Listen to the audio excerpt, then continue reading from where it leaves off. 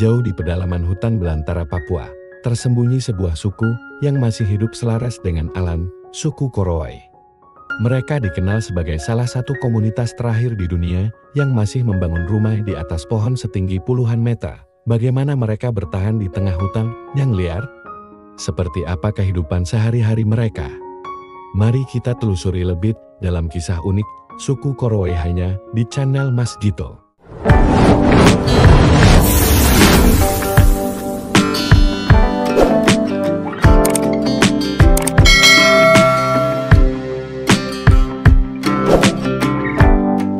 Rimbunya hutan belantara. Sekelompok orang menjalani hidup berdampingan dengan alam selama bertahun-tahun. Sebuah kehidupan primitif yang sama sekali tak tersentuh dengan gemerlapnya kota. Dan inilah Korowai, suku pedalaman yang penduduknya tinggal di atas pohon.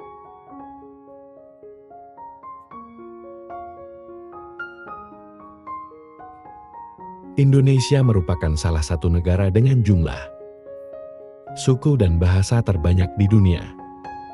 Berdasarkan sensus Badan Pusat Statistik Nasional, ada sekitar 1.340 suku yang ada di Indonesia. Dari sekian banyaknya suku yang ada, Korowai merupakan salah satu suku yang bisa dibilang unik, terutama mengenai bagaimana mereka membangun rumah sebagai tempat tinggal. Suku Korowai adalah sekelompok masyarakat yang mendiami hutan belantara Papua. Tepatnya di wilayah Kabupaten Merauke, Asmat Mape, dan Bovendigul. Orang Korowai juga disebut Klovo Fumano. Klovo artinya orang, sedangkan Fumanok artinya jalan di atas tulang kaki. Secara keseluruhan, Klovo Fumanuk diartikan sebagai orang yang biasa berjalan kaki. Orang-orang Korowai menempati kawasan hutan sekitar 150 km dari laut arah Fura.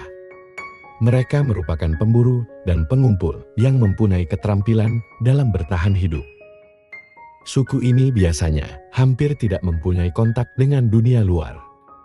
Populasi Korowai saat ini diperkirakan mencapai 3.000 jiwa yang tersebar di banyak titik di tengah hutan lebat.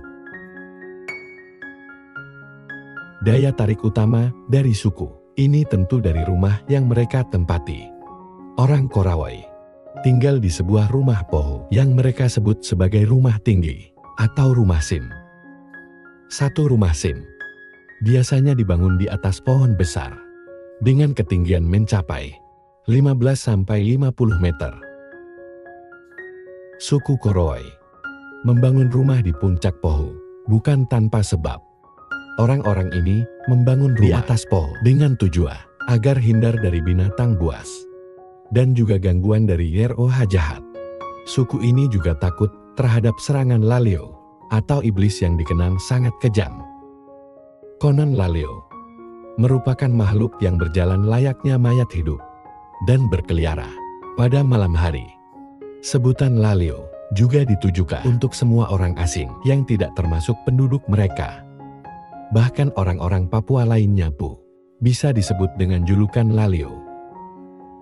Mereka percaya bahwa semakin tinggi rumah yang mereka buat, maka akan semakin terhindar dari gangguan roh jahat. Terlepas dari segala alasan tersebut, suku Korowai begitu menghargai nenek moyangnya. Oleh karena itu, mereka menganggap bahwa rumah tinggi tersebut merupakan warisan dari leluhur yang harus tetap dilestarikan. Sehingga mereka akan tetap merasa nyaman dan aman meskipun harus bersusah payah memanjat pohon yang sangat tinggi. Dalam pembuatan rumah ini, suku Korowai tidak sembarangan dalam memilih pohon. Mereka akan memilih pohon-pohon yang besar dan kokoh untuk dijadikan pondasi rumahnya.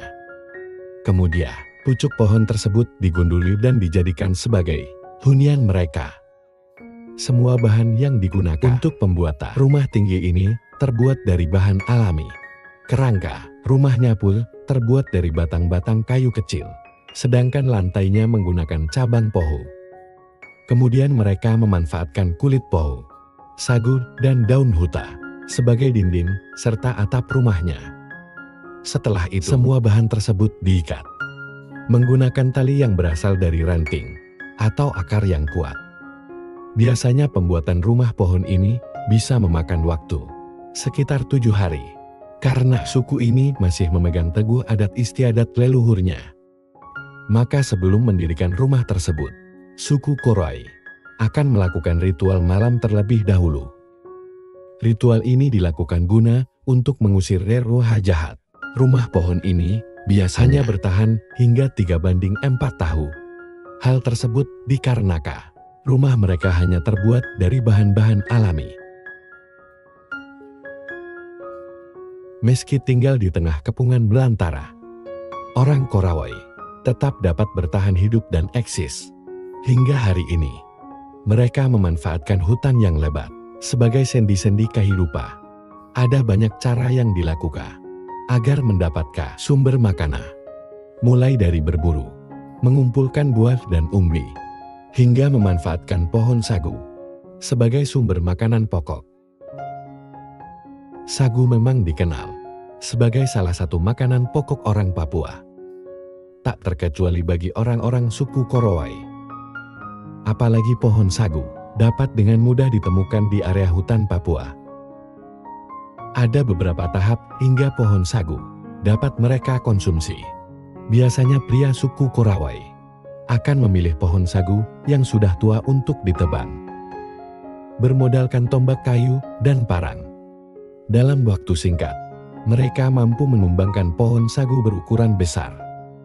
Selanjutnya, lapisan keras luar pohon dikuliti hingga menyisakan bagian dalam. Bagian dalam pohon sagu inilah yang dimanfaatkan sebagai bahan makanan. Menggunakan alat tradisional yang terbuat dari kayu dan bambu, pohon sagu lalu dicaci ampasnya. Saripati pohon sagu inilah yang selanjutnya dikonsumsi sebagai bahan makanan pokok mereka. Orang Korowai biasanya memasak sagu dengan cara paling sederhana, yakni dengan cara dibakar. Untuk melengkapi hidangan, mereka terkadang juga mencampurkannya dengan sayuran dan ulat sagu. Sementara itu, hewan seperti babi dan anjing hutan dijadikan sebagai hewan pelihara. Bagi mereka, babi memiliki nilai sosial dan hanya akan dibunuh pada saat ritual serta acara-acara khusus. Sedangkan anjing, mereka gunakan sebagai hewan untuk berburu. Panah adalah senjata utama mereka saat berburu. Biasanya mereka akan menangkap hewan apapun yang mereka temui di dalam hutan. Metode lain yang mereka lakukan untuk memenuhi kebutuhan hidup adalah dengan cara menangkap ikan. Bermodalkan racun alami dari tumbuhan, mereka dapat dengan mudah menangkap ikan di sungai-sungai kecil yang mengalir di tengah hutan. Singkatnya, suku Korowai yang tinggal di pedalaman hutan Papua adalah contoh hidup dari keanekaragaman, budaya yang berharga, gaya yang terisolasi, praktik kehidupan tradisional, dan kearifan lokalnya, memberikan wawasan mendalam tentang hubungan manusia dengan alam dan keberlanjutan. Suku Korowai merupakan salah satu gambaran mengenai betapa kayanya keanekaragaman buku di Indonesia. Namun ini juga menjadi sebuah bukti nyata bahwa di zaman modern seperti ini masih ada kehidupan yang sangat tertinggal. Luar biasa, bukan? Suku Korowai telah hidup di atas pohon selama berabad-abad, membuktikan bahwa manusia bisa beradaptasi dengan lingkungan sekitarnya. Semoga kisah mereka membuka wawasan kita tentang keberagaman budaya di Indonesia. Terima kasih sudah menonton. Jangan lupa like, komen, dan subscribe untuk cerita-cerita menarik lainnya di channel Mas Gito. Sampai jumpa di video berikutnya. Tetap eksplorasi dunia dan hargai budaya kita. Salam petualang.